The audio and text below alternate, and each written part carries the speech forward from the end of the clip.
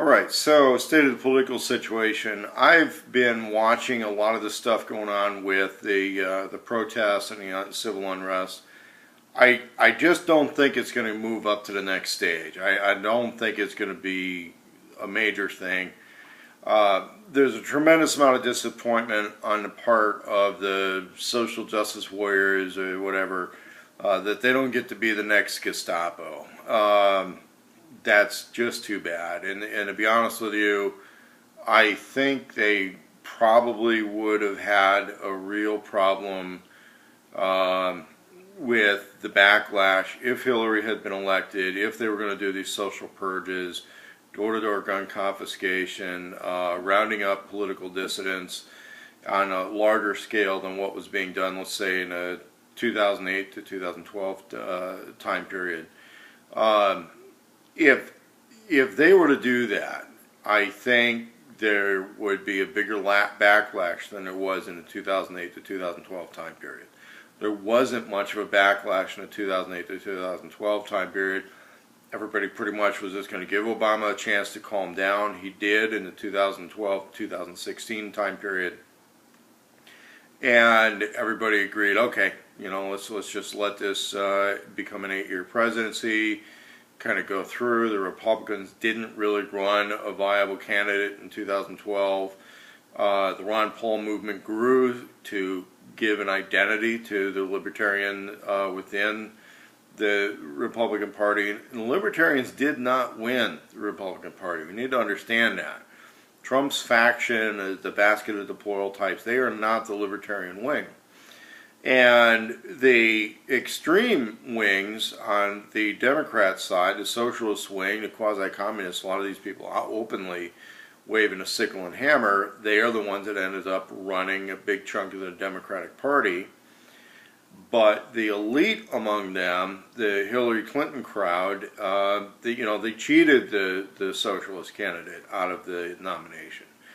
On the other hand, I think if Bernie Sanders had won the election and done a lot of the things that he promised to do, there would have been a lot of unintended consequences. And I think some of us know what that means. I think some of the people that were going to probably end up getting leaned on would have come to some of the same conclusions and done some of those things. And that's because Bernie Sanders wanted a triumphalistic socialist march into Washington, and then his people would run things their way. And America is not going to be ready for that any decade soon, not to the full extent of that. And there was some gearing up for that outcome. Somebody said that the Clinton crime family was going to be the answer. I think that was entirely unrealistic.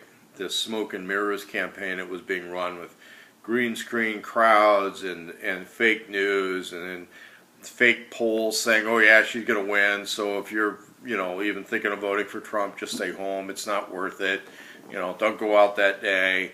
That backfired.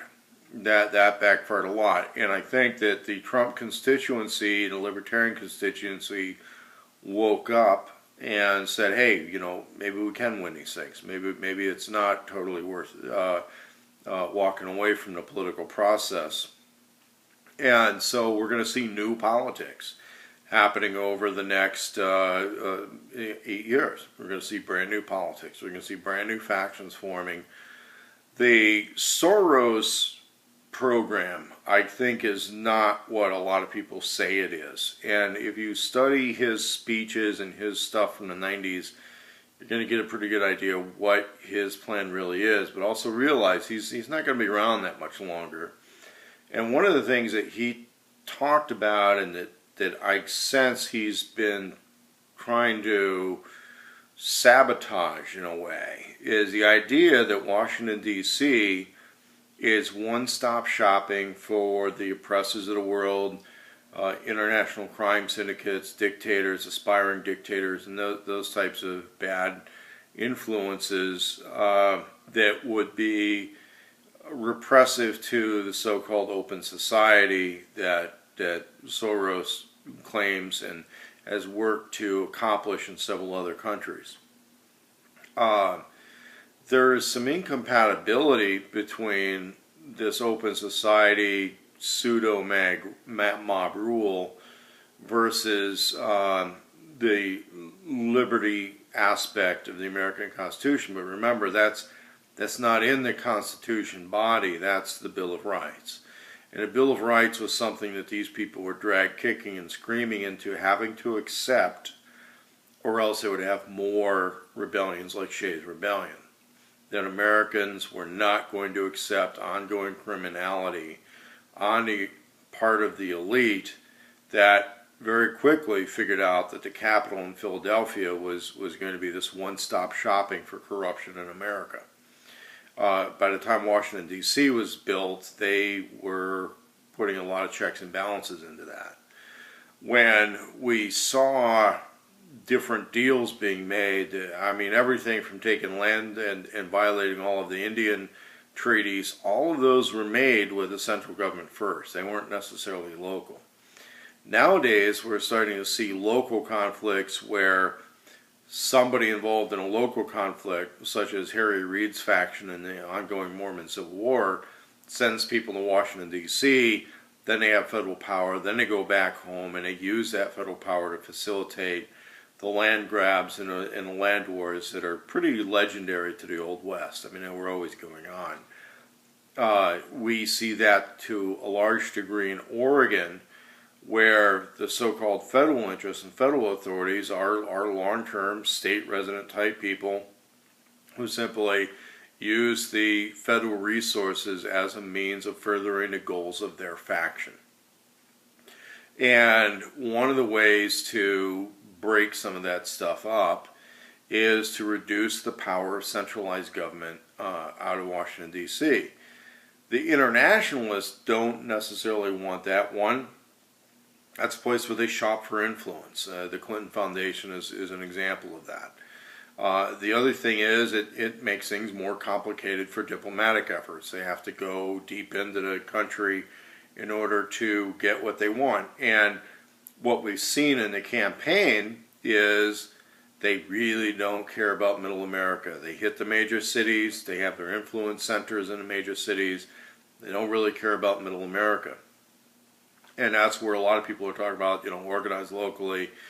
I will upload some other videos, and I've written some articles about what I call think locally, act globally. And it's a little backward from some of this other stuff, but there's reasons for it. There's reasons it actually had worked well for me in the past to think locally and act globally. And in reality, it's how a lot of people actually function in the world. And so it's how there's a good chance you actually function that way. If you're watching this video, you are a think locally, act globally type of person. We'll discuss that in the future, but right now I don't think Armageddon is imminent. I think you can enjoy your holiday season with a relative amount of relaxation.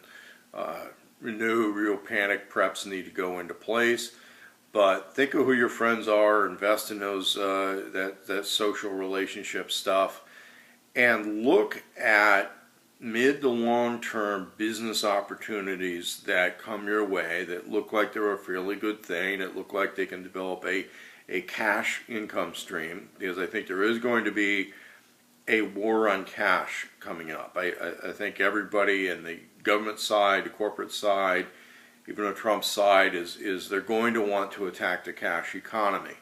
And if you engage in a cash economy, you need to be entrenched in it, so that you have a place in a cash economy, as it is going to be something that where there's going to be reduced opportunities in the future. And if you're in the play for cash economy ahead of time, you're going to be that much better off.